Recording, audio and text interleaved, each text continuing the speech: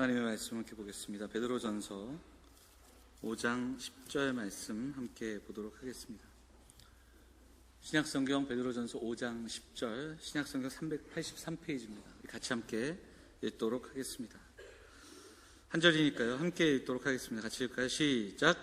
모든 은혜의 하나님 곧 그리스도 안에서 너희를 부르사 자기의 영원한 영광에 들어가게 하신 이가 잠깐 고난을 당한 너희를 친히 온전하게 하시며 굳건하게 하시며 강하게 하시며 터를 견고하게 하시리라. 아멘. 귀한 찬양 감사드립니다.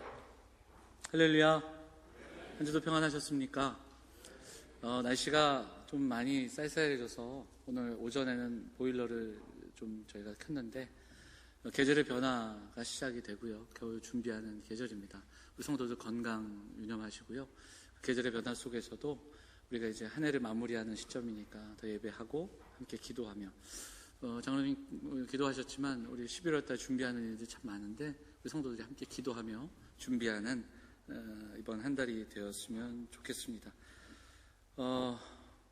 이번 주 신방하는데 우리 성도님들이 그런 얘기 하더라고요.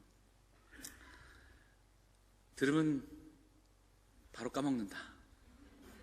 저한테 미안하다고 그러시더라고요. 왜요? 그랬더니 들으면 돌아서면 까먹고 3층 내려가 밥 먹다 까먹고 그래서 괜찮다고 자꾸 잊으셔야 또 제가 할 말이 있지 않겠냐고 그렇게 말씀을 드렸죠. 더더욱 사실 우리가 몇 주 동안 살펴본 내용은 더 좀 딱딱하고 교리적인 내용들이다 보니까 더 그럴 수 있을 텐데요. 좀 잊으셔도 괜찮습니다. 그러니까 그것 때문에 너무 부담스러워하지 마시고. 근데 오늘이 마지막 시간이거든요. 칼빈주의 교리를 나누는 마지막 시간인데 오늘 부탁드리기는 조금 오늘만이라도 좀 잘 들으면 지난 거 다 까먹어도 오늘 거 이렇게 잘 좀 챙겨서 들을 수 있으니까요. 오늘은 좀 잘 좀 깨어서 졸지 마시고. 졸면 어떻게 되냐면 이렇게 돼요. 제가 어제 머리를 자러 갔다가 잠깐 졸았는데 머리가 이렇게 제가 분명히 짧게요 그러고 잤대요. 그랬더니 이렇게 구멍을 입어야 되는 줄 알았어요. 아침에. 졸지 마시고 조금 깨어서 오늘 말씀을 좀 잘 들을 수 있으면 좋겠습니다. 잘 또 이해가 되지 않는 부분이 있어도 또 있더라도 하나님께서 이 시간 그 마음으로 한 걸음만 더 나아가면 우리 사랑하는 성도들 마음에 새겨주실 줄 믿습니다. 오늘 그 마음으로 우리가 함께 좀 말씀을 좀 나누고 또 말씀 가운데 은혜 받았으면 좋겠습니다. 우리 같이 양옆에 계신 분들 인사하겠습니다. 앞뒤에 분들, 양옆에 분들 잘 오셨습니다. 반갑습니다. 인사할까요? 네.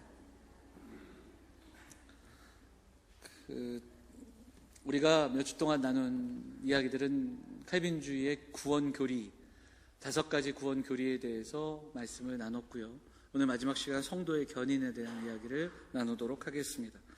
다른 말로 바꾸면 끝까지 견딤이라는 말로도 번역이 되는데요. 이 뜻이 구원을 하나님께서 끝까지 지켜주신다. 구원받은 자는 끝까지 구원받는다. 이런 뜻이 담겨 있습니다.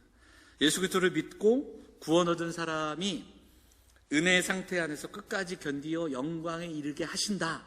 이 내용이 여기에 담겨 있는 겁니다. 자, 이 내용이 잘 소개된 웨스트민스터 신앙고백 17장을 함께 보도록 하겠습니다. 같이 한번 볼까요? 같이 함께 읽겠습니다. 시작.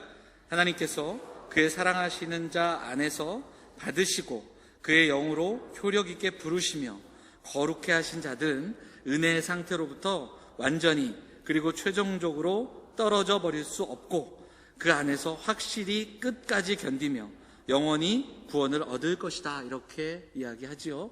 여기 내용을 보면 결국은 우리의 구원이 그리고 우리의 안전함이 지금 우리의 상태, 우리의 수고와 애씀이 아니라 하나님 아버지의 은혜에 있음을 분명하게 이야기합니다. 택하신 그분께서 사랑하시는 그 아들 안에서 우리를 부르시고 그리고 또 지키시고 그리고 우리는 거기에서 떨어져 버릴 수 없다. 이렇게 분명하게 말씀하고 있다라는 겁니다. 노만 가이슬러 목사님이 이 성도의 견인을 구체적으로 3가지로 정리하는데 간단히 이야기하자면 성도의 구원은 하나님께서 한 번 허락하신 성도의 구원은 영원하다, 영원한 구원이다.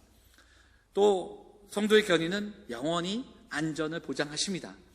또 성도의 견인은 구원에 대한 확신이다. 하나님의 은혜를 경험적으로 인격적으로 확신하는 것이다. 이렇게 이야기를 합니다. 우리가 하나님께서 택하신 자들이며, 그리고 하나님의 은혜를 경험하고, 그리고 그 은혜로 구원받은 자들이기에 우리의 구원은 하나님 안에서 확증된다. 이런 이야기를 들려줍니다. 그런데 이런 고민이 좀 있습니다. 목회를 하면서 고민했던, 그리고 젊은 날에 고민했던 내용 가운데 하나인데요. 청년 시절에 참 이렇게 청년부 올라가서 동경하는 선배들이 있었습니다. 야, 참 저분은 어떻게 저렇게 신앙생활을 할까? 어떻게 이렇게 참 믿음 생활을 잘할까? 그러면서 본받고 싶고 또 따라가고 싶었던 그런 선배가 있었습니다. 신앙에는 저런 모습이야, 이런 그 귀감이 됐던 선배인데, 청년부 안에 크고 작은 문제가 있어서 굉장히 큰 다툼과 어떤 분열이 있었습니다. 이제 청년부를 1부로 2부로 나뉘는 문제를, 근데 돌아보면 참 사소한 건데 큰 어떤 다툼이 있었습니다. 이 일로 인해서 제가 존경하던 그 선배가 교회를 떠났어요. 이후에 제가 군에 갔다 오고 이제 청년부의 선배가 돼서 이제 예전 청년부 선배들의 근황을 보는데, 그 선배가 그냥 교회를 옮긴 차원이 아니라 신앙을 버리고, 그리고 그냥 교회를 떠나서, 그리고 심지어는 만나보니까 아주 교회에 대한 대적하는 마음으로 우리 교회를 배척하고 또 조롱하는 그런 모습을 보면서 상처를 받았던, 그리고 안타까웠던 기억이 있습니다. 자, 이런 경우에 오늘 이야기하는 성도의 견인의 차원에서 왜 그들은 그렇게 신앙생활을 잘하다가 신앙을 버리고 교회를 떠난 걸까? 왜 그렇게 할 수밖에 없었을까? 그리고 그들은 과연 돌아올 수 있을까? 이런 생각을 해보게 됩니다. 참된 그리스도인으로 알았던 사람들이 교회를 떠나기도 하고, 또 그런 교회의 지도자들이 배교하고 또 넘어지기도 하고, 그리고 교회를 대적하기도 할 때 참 혼란스럽기가 정말 이를 데가 없습니다. 성경에도 이런 경우들이 나옵니다. 이스라엘의 첫 번째 왕이었던 사울, 그런데 그의 그 삶을 쫓아가다 보면 그는 넘어지고 하나님을 배반하고 대적합니다. 예수님의 제자로 살았던 가룟 유다는 그 끝에 예수님을 배반하고, 그리고 심지어 자살하기까지 합니다. 디모데전서를 보면 사도 바울이 배교했던 사람들에 대한 경고와 이야기가 나오는데, 그 중에 후메네오와 알렉산더라는 사람들의 이름도 나옵니다. 사도 바울은 그들에 대해서 믿음에 관해 파선한 사람들, 이런 표현을 들려주죠. 우리가 이 이야기를 통해서 좀 알 것은, 한때 무언가를 하고 대단한 것 같고, 그리고 교회 안에 오래 있다 할지라도 그 자체가 그들의 구원을 확증할 수 없다라는 겁니다. 그것만으로 그들이 참 그리스도인인가를 그것으로만은 증명할 수 없다, 이렇게 우리가 살펴볼 수 있습니다. 사울 이야기를 했는데, 사무엘상에 보면, 사무엘서를 보면 사울과 다윗은 계속해서 대조가 됩니다. 사울이 나오고 다윗의 이야기가 나오면서 대조되는 이야기가 반복이 되죠. 다윗도 차마 말로 할 수 없는, 담아낼 수 없는 범죄를 저지릅니다. 간음했고 그 간음을 덮기 위해 살인했습니다. 그런데 다윗에게는 또 다른 점이 있습니다. 그가 나단 선지자를 통해 들려진 하나님의 말씀을 듣고 깨닫고, 그리고 회개하기 시작합니다. 밤이 맞도록, 그리고 그의 삶을 통해 회개하며 또 하나님께 돌아서는 다윗의 모습을 우리가 볼 수 있습니다. 그런데 사울에게는 그러한 장면을 만날 수가 없습니다. 예수님의 제자 중에 베드로도 있었습니다. 베드로 역시 예수님을 3번이나 부인합니다. 예수님을 따르겠다 그렇게 장담했던 그지만 예수님을 부인하고 심지어 저주까지 하게 됩니다. 그런데 그는 가룟유다와 같지 않습니다. 그는 예수님의 말씀을 기억하고 회개합니다. 그리고 다시 말씀을 전하는 자로, 사도로 그의 삶을 들여지게 됩니다. 사울도 다윗도 가룟유다도 베드로도 범죄하고 넘어집니다. 그런데 하나님의 은혜 가운데 회개한 자들이 있었고 그렇지 않았던 죄에 머무른 사람들도 있었음을 우리는 볼 수 있습니다. 그래서 표면적으로는 이 이야기를 어떻게 하냐면 그들이 회개했지 않는가, 그들이 돌아왔지 않은가, 그래서 가능하다. 그래서 우리의 구원과 우리의 어떤 그 선함은 우리 안에 있는 의지가 발동하고 그리고 그것으로 인해 하나님께 돌아오고 회개하는 그 마음이 있어야 한다. 그리고 그것으로 우리의 구원이 가능하다. 이렇게 이야기하는 사람들도 있지만 그러나 이 이야기의 끝은 우리의 수고와 우리의 선함과 우리의 결단이 아니라 그보다 먼저 하나님의 은혜가 있었기에 가능한 일이라는 것을 성경은 분명히 말씀하고 있다는 겁니다. 하나님의 은혜가 머물 때, 하나님의 은혜를 경험할 때, 그리고 하나님의 은혜를 주실 때 회복이 가능하다는 것을 성경은 분명히 말씀하고 있습니다. 우리가 몇 주 동안 나눈 이야기, 우리는 전적으로 타락하고 부패하여서 우리가 선함으로 나아갈 의지조차 없음을 우리가 전제로 시작했습니다. 얼마나 우리가 악하고 연약한 존재인지를 우리가 나눴고요. 그것을 전제로, 그래서 역으로 하나님의 은혜 아니면 하나님의 은혜만을 전적으로 의존하며 살아가는 존재라는 사실을 반복해서 우리가 몇 주 동안 나눴습니다.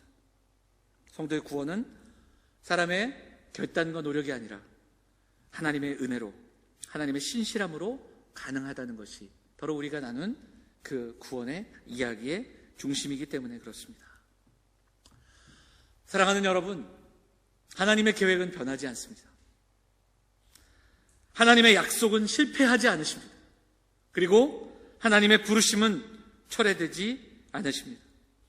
그리스도의 십자가가 무효가 될 수 없고 그리고 성령의 인치심도 우리에게 그러합니다. 성령의 은혜, 하나님의 은혜, 이것이 바로 구원의 동력이며 성도의 견인의 근거라는 사실을 우리가 기억할 수 있어야 합니다. 성경은 우리의 구원을 또한 이렇게 이야기합니다. 우리 요한복음 말씀 몇 구절을 한번 볼 텐데요. 한번 보시죠. 요한복음 6장 37절 말씀 같이 읽겠습니다. 시작. 아버지께서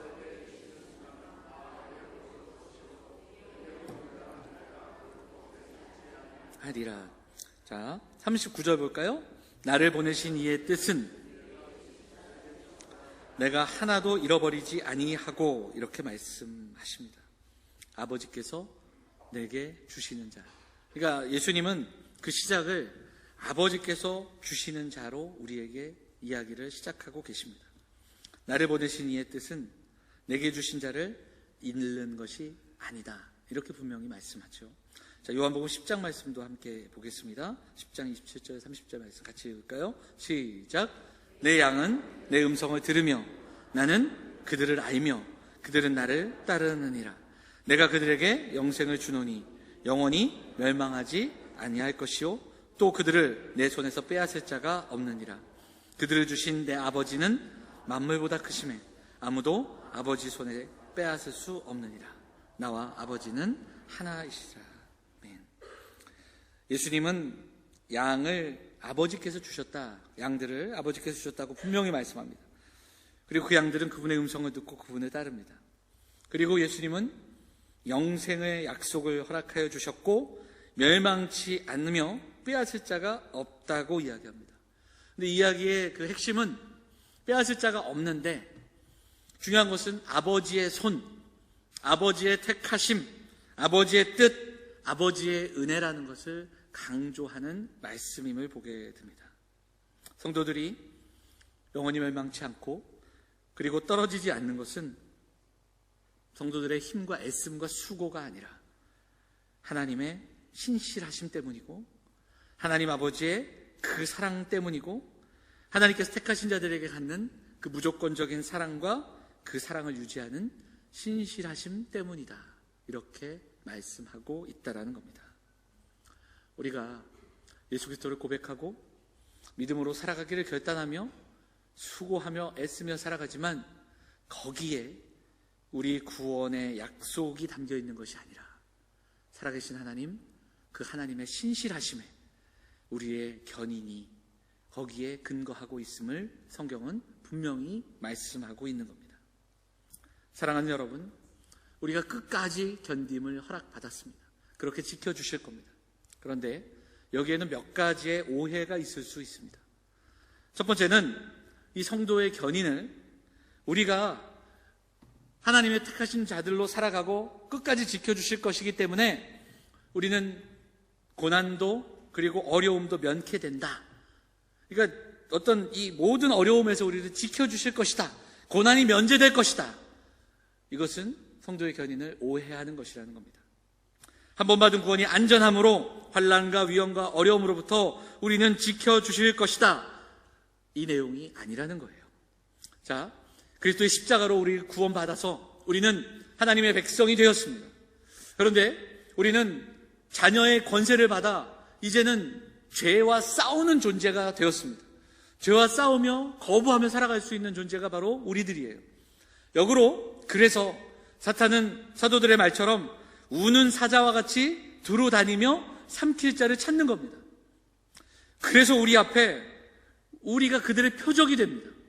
오히려 표적이 되어서 성도의 견인은 이 위험을 면제받는다는 이야기가 아닙니다. 고난도 어려움도 분명히 우리 앞에 있다라는 겁니다. 그래서 우리는 영적으로 깨어 있어야 되고 하나님의 전신갑주가 필요한 자들이 성도임을 성경은 분명하게 말씀하고 있습니다. 자, 한 가지 더.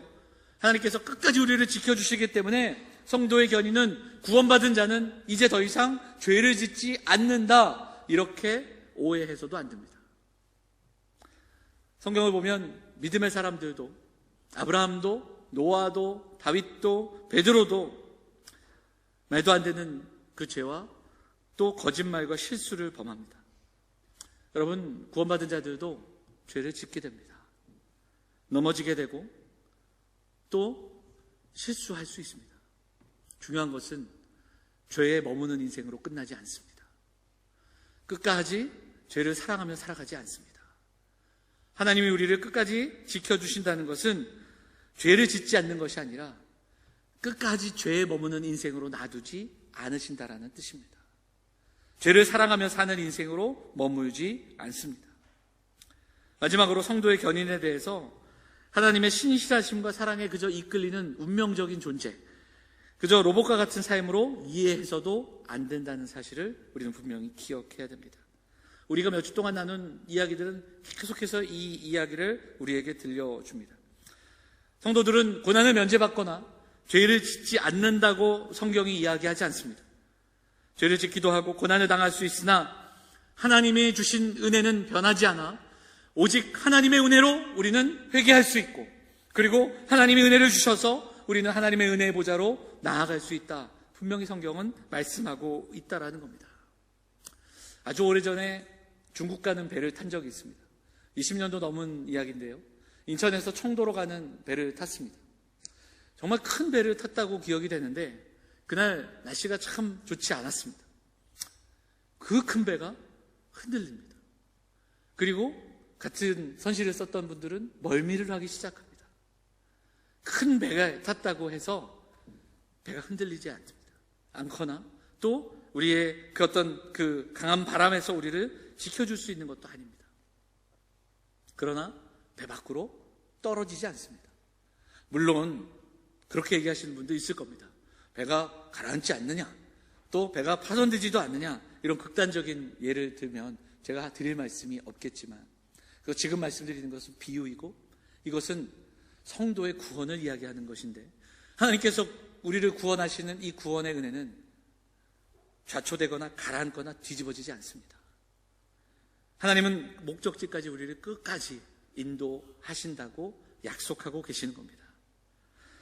죄와 유혹과 고난으로 인해 은혜에 계속해서 머물며 또 그 승리를 날마다 누리며 살아가기가 쉽지 않고 흔들리기도 하고 넘어지기도 합니다.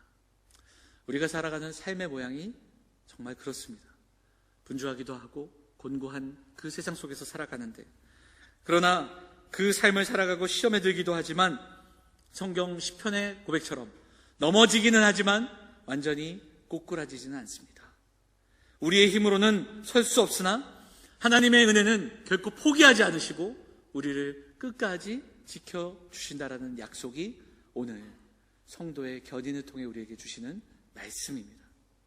이 은혜를 기억하고 이 은혜를 아는 성도들은 죄와 싸우며 그 유혹에 넘어지며 또 고난 가운데 어려움을 겪지만 하나님을 더 의지하며 나아갈 용기와 힘을 얻게 됩니다. 그리고 예수 그리스도의 위로와 격려를 성령을 통해 경험하는 줄 믿습니다. 이 이야기를 오늘 베드로 사도가 오늘 우리가 읽었던 그 짧은 본문을 통해 동일한 이야기를 우리에게 들려줍니다. 자, 우리 베드로전서 5장 10절 우리가 아까 봉독했는데 한 번만 더 이 말씀, 지금까지 나눈 말씀들 기억하며 읽어보도록 하겠습니다. 같이 읽겠습니다. 5장 10절 같이 읽을까요? 시작. 곧 그리스도 안에서 잠깐 고난을 당한 너희를 연약하게 하시며 굳건하게 하시며 강하게 하시며 털을 견고하게 하시리라, 이렇게 말씀하지요. 본문을 보시면 여기에서도 분명히 이야기합니다. 은혜의 하나님, 그리스도 안에서 너희를 부르신 그 하나님은 영원한 영광에 들어가게 하신다, 이렇게 말씀하고 있습니다. 그런데 중요한 것은 잠깐 고난을 당한 너희를 이렇게 이야기합니다. 우리를 부르시고 영광에 들어가게 하셨는데 우리에게 지금 우리의 삶의 자리엔 무엇이 있습니까? 고난이 있습니다. 그런데 성경은 그것을 잠깐 고난을 당한다, 이렇게 표현하죠. 그리고 그 고난 속에 버려두지 않으시고 어떻게 하십니까? 친히 온전하게 하십니다. 그 다음에 굳건하게 하십니다. 강하게 하십니다. 털을 견고하게 하십니다. 이것을 믿으며 우리가 나아가는 겁니다. 사랑하는 여러분, 여기에서 보면 온전하게 하신다, 이 말씀은 하나님께서 우리를 고난 가운데서 하나님의 뜻과 계획을 이루실 수 있도록 우리를 온전하게 만드신다는 겁니다. 우리의 삶을 통해 모든 것을 사용하셔서 선하게 만들어 가신다는 약속입니다. 굳건하게 하십니다. 두려움이 있고 흔들림이 있지만 그 안에서 지켜주신다라는 약속입니다. 어떻게 하십니까? 강하게 하십니다. 견고하게 하십니다. 이것이 오늘을 살아가는 성도에게 주신 약속이고, 오늘 나의 연약한 삶 가운데 때로는 육신의 아픔이 있고, 때로는 내 모습 보면 상처뿐이고, 내 모습 보면 도저히 내가 이렇게 하나님 앞에서 살아도 될까 하는 안타까움이 있지만 하나님은 약속하십니다. 끝까지 견디게 하시며 견고하게 하신다. 오직 하나님의 은혜로 그렇게 하신다고 분명하게 약속하고 계시다는 사실입니다. 이게 누구의 고백입니까?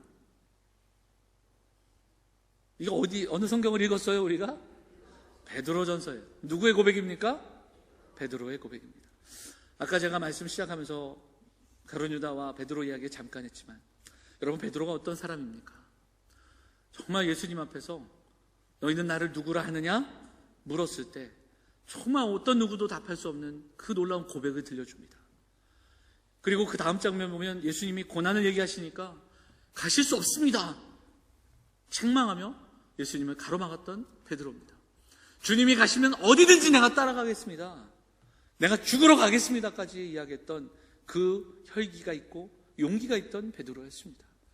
예수님 잡혀가시던 그 순간에 칼을 빼들어 예수님을 지키려 했던 베드로였습니다. 그런데 그가 어떻게 됩니까? 예수님이 잡혀가시는 그 순간 먼 발치기에서 예수님을 쫓아가다가 예수님을 부인합니다. 한 번이 아니라 3번 부인합니다. 베드로는 깨닫게 됩니다. 내 고백, 내 열정, 내 노력으로 시험을 이겨낼 수 없음을 깨닫게 됩니다. 시험이 찾아올 때 예기치 못하는 상황 속에서 내가 했던 그 고백과 내가 했던 다짐과 그 열정과 열심이 나를 지켜줄 수 없음을 깨닫게 됩니다. 그리고 베드로가 이야기합니다. 이 모든 것들을 돌아보며 성도들에게 이야기하는 겁니다. 우리의 고백과 우리의 능력으로 안전할 수 없습니다. 내 힘으로 시험을 이길 수 없습니다. 그러나 하나님께서 우리를 굳세게 하시고 견고케 하시고 온전케 하십니다. 이 이야기를 들려주고 있는 겁니다. 베드로가 어떻게 하나님을 소개합니까? 10절이 어떻게 시작됩니까? 모든 은혜의 하나님입니다. 그 하나님의 은혜가 우리를 지켜주신다라고 말씀하고 있는 겁니다. 사랑하는 여러분, 우리도 마찬가지입니다. 믿음으로 살아간다고 하지만 우리는 자꾸만 내가 살아가는 삶의 모양 속에 우리는 우리의 구원을 다시 한번 확인하려고 하는 그러한 모습들이 분명히 있습니다. 우리의 화평과 우리의 기도의 응답과 내가 계획하는 그 모든 일들이 이루어짐을 통해 우리는 하나님을 또한 확증하려고 하는 그러한 잘못된 경향이 있습니다. 참된 구원의 확신보다 하나님의 은혜를 붙들기보다 내 열심과 상황과 또 다른 무언가를 통해 안정감을 누리려고 하는 그러한 경향이 우리에게 분명히 있습니다. 그러나 베드로의 고백, 성경의 이야기는 하나님의 신실하심, 오직 하나님의 은혜, 하나님의 택하심으로 받고 하나님의 은혜로 우리가 보존된다는 사실을 성경은 끊임없이 우리에게 말씀하고 있다는 겁니다. 이 사실을 깨달을 때, 이 사실을 발견할 때 성도는 어디로 나아가는가? 내 열심이 아니라 하나님의 열심을 만나게 되는 겁니다. 그리고 우리는 묵상하게 되고 깨닫게 되는 겁니다. 내가 아니라 그 하나님의 열심이 오늘 우리를 여기까지 오게 하셨구나. 하나님의 은혜가 오늘도 나를 지켜주시는구나. 이 고백으로 나아갈 수 있습니다. 내 상황과 환경과 형편에 머무는 것이 아니라 내가 아니라 우리 안에서 일하시는 하나님의 열심을 깨닫고 바라보고 기대하며 우리가 구원의 은혜를 날마다 누리며 살아갈 수 있는 사랑하는 성도들인 줄 믿습니다. 그 사도 바울이 디모데에게 이렇게 이야기합니다. 내가 믿는 자를 내가 알고 또한 내가 의탁한 것을 그날까지 그가 능히 지키실 줄을 확신하노라. 디모데 후서 1장인데요. 우리 다시 한번 제가 이야기했던 성경 말씀 같이 읽어볼까요? 같이 읽겠습니다. 시작. 내가 믿는 자를 내가 알고 또한 내가 의탁한 것을 그날까지 그가 능히 지키실 줄을 확신함이라. 그의 확신은 내가 믿는 자를 아는 데 머무르지 않았습니다. 그리스도를 향한 지식, 하나님을 아는 데 머무르지 않고 더 나아가서 그리스도께서는 나를 지켜주실 능력이 있으며 의지가 있으며 그분은 그렇게 나를 지켜주시는 분이라는 확신이 그에게 분명히 있었다라는 겁니다.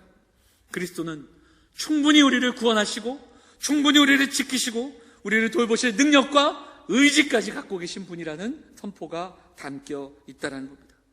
사도 바울은 로마서에서도 이 고백을 우리에게 들려줍니다.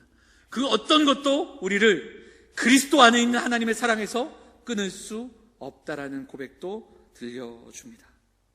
사랑하는 여러분, 우리가 나눈 몇 주간의 그 이야기는 참 어렵기도 하고 딱딱하기도 하고 반복되는 이야기이기도 합니다. 제가 첫 시간에 이것을 두 가지로 요약했습니다. 은혜의 교리, 영광의 교리이다. 오직 하나님의 은혜, 그 은혜에 머물며 살아가는 사람들이 되어야 합니다.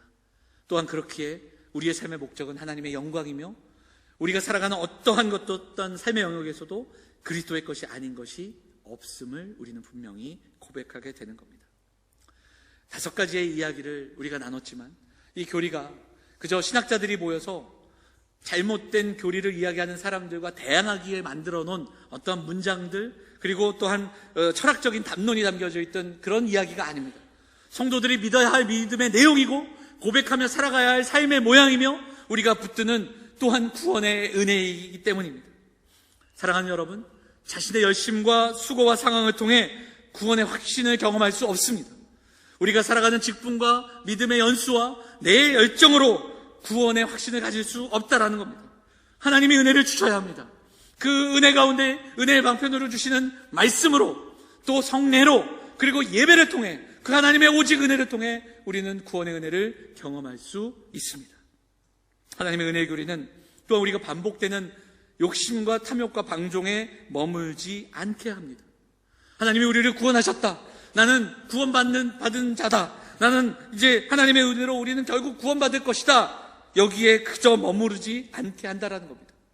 어떻게 살아도 어떤 모양으로 지금 살아도 나의 결승점은 구원이다. 그렇기 때문에 죄를 짓고 실수해도 용서받고 구원받는다. 이것이 아니라는 겁니다.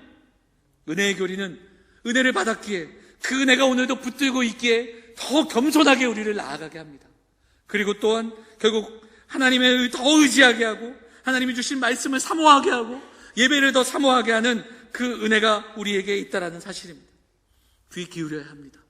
반응해야 되고 그리고 그것을 붙잡고 한 걸음 한 걸음 더 나아가 하나님의 은혜를 누리며 오늘을 살아가는 사랑하는 성도들이 다 되어야 할 줄 믿습니다. 하나님의 은혜는 나약한 우리의 삶, 우리의 상황이지만 용기를 주시고 때로는 우리를 부끄럽게도 하시고 그리고 그 삶을 정리하며 일어설 수 있는 힘과 용기를 주십니다. 사랑하는 여러분, 우리에게는 우리의 구원과 우리의 의를 이룰 아무것도 남아있지 않았습니다.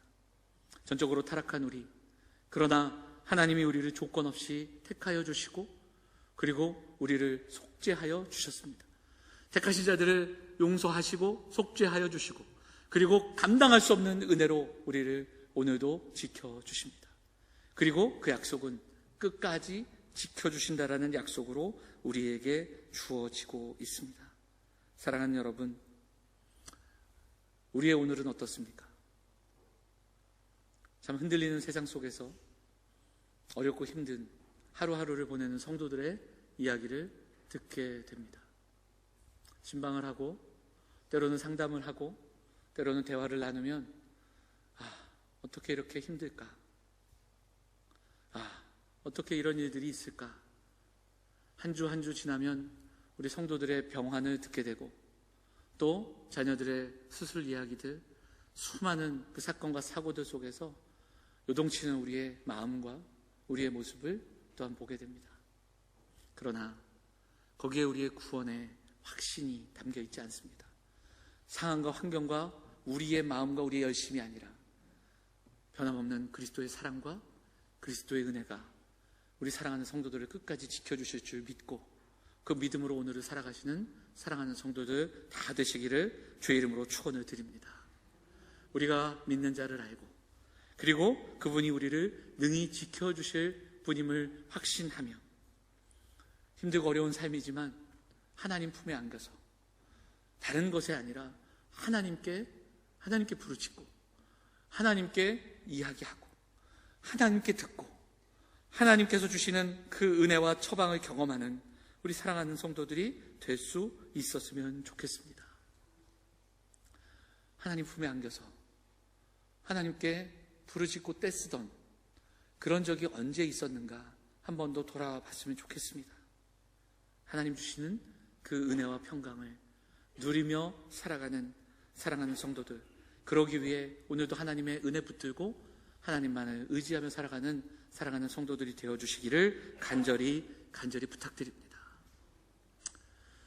너무 힘들어, 그리고 또 너무 우리 마음에 상처가 있거나 또 우리의 모습 이상한 심령으로는 하나님께 나아갈 수 없다고 이야기하시는 분들의 이야기도 듣게 됩니다. 그러나 오늘 우리의 모습 이대로 우리를 사랑하시고 우리를 품어주시는 그 하나님의 은혜 앞으로 한 걸음만 더 나아가서 오늘도 우리를 붙들어 주시고 끝까지 그 은혜의 날을 그 하나님의 시작하신 그 선함을 이루실 그 하나님의 은혜를 기억하며 감사와 기쁨으로 오늘도 이 아름다운 믿음의 걸음을 포기하지 않고 한 걸음 한 걸음 하나님만 의지하며 나아가시는 우리 사랑하는 영혼의 성도들 다 되시기를 주의 이름으로 축원을 드립니다.